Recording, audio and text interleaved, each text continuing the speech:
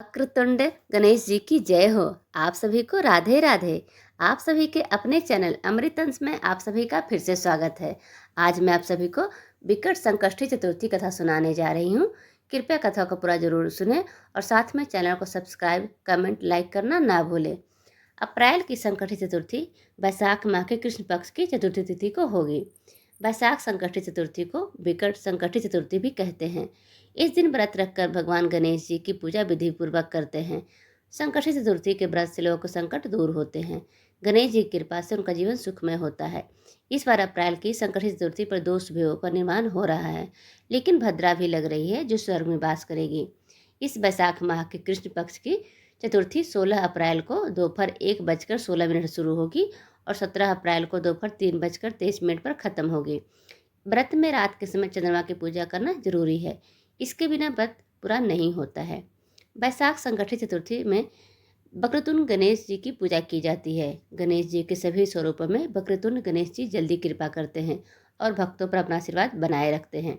इस दिन कमल गट्टे के हलवे का भगवान गणेश जी को भोग लगाना चाहिए और सेवन भी करना चाहिए। व्रत में 108 बार इस मंत्र का जाप करें। वक्रतुंड महाकाय सूर्यकोटि समप्रभ निर्विघ्नं कुरु मे देव सर्वकार्येषु सर्वदा। संकष्टी चतुर्थी को चंद्रमा की पूजा करना अनिवार्य है। संकष्टी चतुर्थी को चांद निकलने का समय रात 10 बजे है। चांद के निकलने पर दूध, पानी और सफ़ेद फूल से अर्घ्य देना चाहिए। धार्मिक मान्यताओं के अनुसार इस दिन विधिवत पूजा अर्चना करने से विघ्नहर्ता गणेश जी सभी तरह के विघ्न को दूर करते हैं और घर परिवार में सुख शांति बनी रहती है। किसी भी माह की चतुर्थी भगवान गणेश जी को समर्पित होती है, लेकिन वैशाख संकष्टी चतुर्थी का विशेष महत्व है। मान्यता है कि इस दिन व्रत करने और कथा सुनने मात्र से ही भगवान गणेश का आशीर्वाद बना रहता है और सुख शांति और समृद्धि में अच्छी वृद्धि होती है। वैशाख संकष्टी चतुर्थी व्रत कथा। भगवान कृष्ण युधिष्ठिर को इस व्रत की महानता के बारे में बताते हुए कहते हैं कि प्राचीन काल में रतिदेव नामक प्रतापी राजा थे।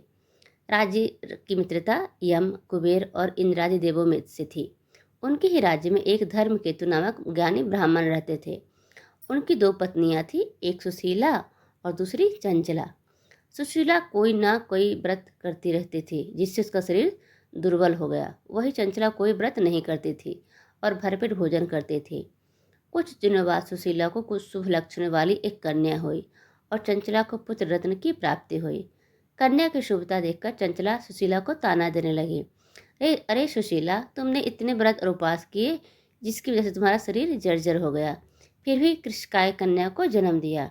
मुझे देख, मैं कभी व्रत आदि के चक्कर में ना पड़कर हष्टपुष्ट बनी हुई हूँ, वैसे भी बालक को जन्म दिया है। चंचला की बातें सुनकर सुशीला के हृदय चुभने लगी। वैशाख चतुर्थी के दिन सुशीला ने पूरी भक्तिभाव के साथ संकटनाशक गणेश चतुर्थी का व्रत किया। व्रत से प्रसन्न होकर गणेश जी ने दर्शन दिए। गणेश जी ने आशीर्वाद देते हुए कहा कि हे सुशीला, तेरी कन्या के मुख से मोती मूंगा प्रवाहित होती रहेगी और तुझे वेद शास्त्र वेदता एक पुत्र भी होगा। वरदान के देने के बाद गणेश जी अंतर्ध्यान हो गए। वरदान के बाद कन्या के मुख से मोती और मूंगा झड़ने लगे और कुछ दिनों बाद एक पुत्र की प्राप्ति भी हुई। उसके बाद कुछ दिनों बाद ही धर्मकेतु का स्वर्गवास हो गया। उसकी मृत्यु के उपरांत चंचला घर का पूरा धन लेकर दूसरे घर में जाकर रहने लगी, लेकिन सुशीला पति के घर में रहकर ही पुत्र और पुत्री का पालन पोषण करने लगी। कन्या की वजह से सुशीला के पास काफ़ी धन एकत्रित हो गया। इस कारण चंचला सुशीला और उसके परिवार से ईर्ष्या करने लगी। एक दिन हत्या के उद्देश्य से चंचला ने सुशीला कन्या को कुएं में ढकेल दिया।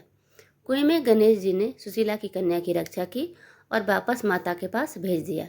कन्या को जीवित देखकर चंचला का मन उद्विग्न हो उठा। वह सोचने लगी कि जिसकी रक्षा स्वयं ईश्वर कर रहे हैं, उसे कौन मार सकता है। इधर सुशीला अपनी पुत्री को पुनः प्राप्त कर प्रसन्न हो गई और गणेश भगवान को धन्यवाद कहा और प्रार्थना की। चंचला सुशीला की कन्या के चरणों में नतमस्तक हो गई और अपने किए की माफ़ी मांगने लगी। चंचला ने सुशीला से कहा, सुशीला, तुम बहुत दयावान हो और दोनों कुलों को उद्धार करे। जिसकी उसका रक्षा स्वयं भगवान करते हैं, उसका मनुष्य क्या बिगाड़ सकता है। इसके बाद चंचला ने भी वैशाख माह के कृष्ण पक्ष की चतुर्थी तिथि की व्रत किया। गणेश जी की कृपा से दोनों परिवारों के बीच सब सही हो गया। जिस पर गणेश जी की कृपा होती है उसके शत्रु भी मित्र बन जाते हैं। भगवान गणेश जी ने जिस प्रकार सुशीला की मदद की उसी तरह से सभी की मदद करें। जय गणेश भगवान। गणेश जी की जय हो। आप सभी को कहानी सुनने के लिए बहुत बहुत धन्यवाद। प्लीज़ आप ऐसे ही साथ देते रहें ताकि मैं ऐसे ही आपके लिए नई नई कथा लेके आती रहूं। आप सभी के लिए एक बार फिर से बहुत बहुत धन्यवाद।